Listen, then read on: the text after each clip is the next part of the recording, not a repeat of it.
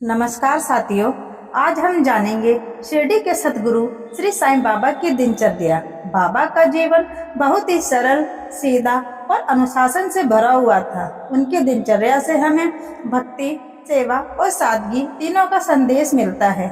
साईं बाबा भोर में ही उठ जाते थे।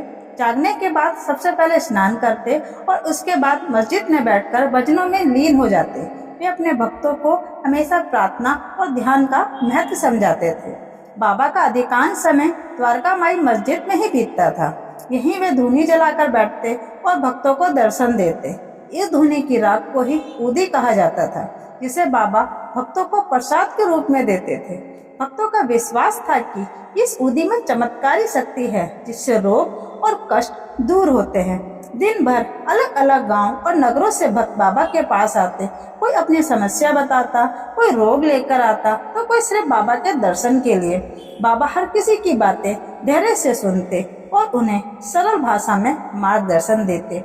वे कहते, जो होगा अच्छा ही होगा, श्रद्धा और सबूरी रखो। बाबा खुद कभी अपना भोजन नहीं बनाते थे। वे गांव में घर घर भिक्षा मांगने जाते थे। अन्नदाता सुखी भवा कहकर जो भी भक्त उन्हें अन्न देता, बाबा प्रेम पूर्वक स्वीकार कर लेते। बाद में जो कुछ मिलता, उसी से वे अपने भक्तों और पशु पक्षियों के साथ भोजन करते।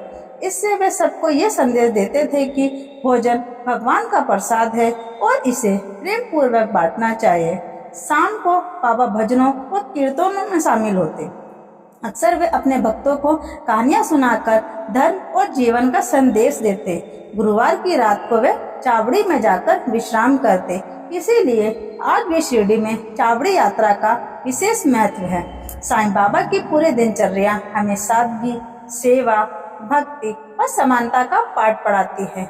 उनका जीवन सिखाता है कि हमें घमंड छोड़कर ईश्वर और गुरु पर श्रद्धा रखनी चाहिए और सबके साथ प्रेम से रहना चाहिए। तो साथियों, अगर आपको ये वीडियो पसंद आया हो तो चैनल को सब्सक्राइब जरूर कीजिए और कमेंट में लिखिए, साईं बाबा हमें श्रद्धा और सबूरी देना। ओम साईं राम।